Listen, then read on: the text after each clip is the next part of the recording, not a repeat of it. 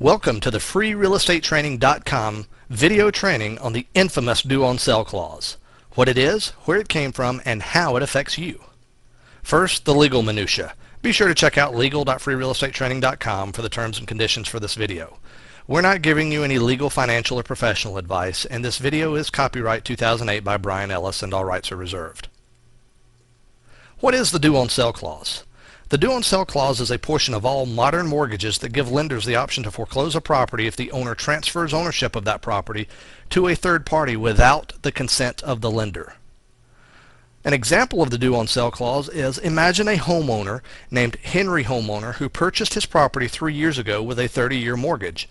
Rather than going through the trouble of selling the property the conventional way, he simply finds an interested buyer and signs a deed granting the property to the buyer with the understanding that the new buyer will make Henry's mortgage payment each and every month.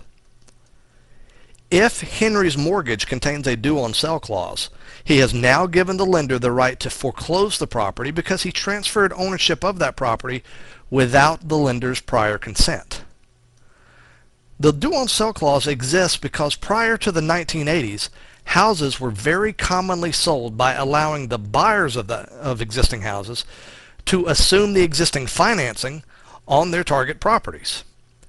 The lenders claimed that this endangered their security and began to use due on sell clauses in their mortgages to limit loan assumptions, or at least that was the official reason given by the lenders. The fact is, the real reason for due on sell clauses is greedy lenders. Due on sell clauses first started being used a lot in the 1970s at a time of very, very high interest rates.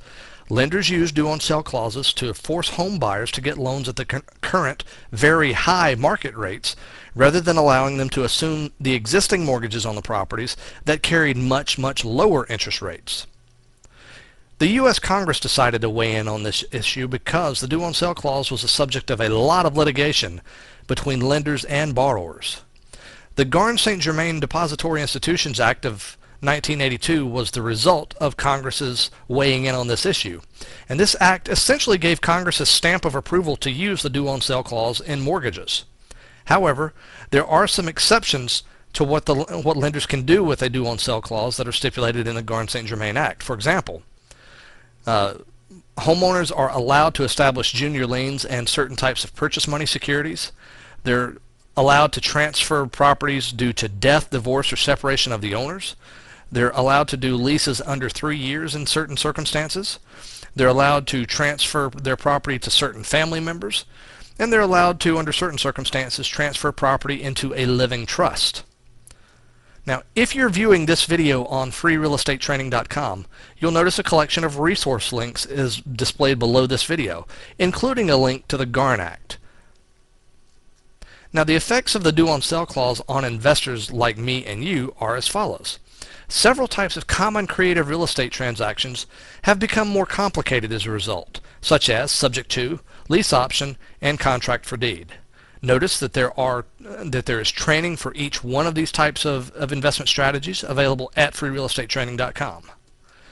Also, you should be aware that there's a difference in the legal effect of a law and the practical effect of a law. The practical effect of the due on sell clause at the present time is that using these strategies is currently pretty easy since we've been in a very low interest rate environment for years, and generally speaking, lenders don't call loans due if they're being paid properly unless they can get far more interest and far more return by calling a loan due and reloaning that money out at a much higher interest rate. Since we're at a low interest rate environment right now, it doesn't make sense for the lenders to do that. However, that could change at any time. Now, if mortgage interest rates rise significantly, and by significantly I mean by several points, it's likely that lenders will again begin to exercise their rights under the due on sell clause. But interest rates would have to rise a lot for that to happen. We hope that you've enjoyed this introduction to the due on sell clause. And for more free training on related topics such as land trusts, subject to investing, and lease options, please visit freerealestatetraining.com. And please tell your friends about us, or maybe even give us a link from your blog. Thanks so much.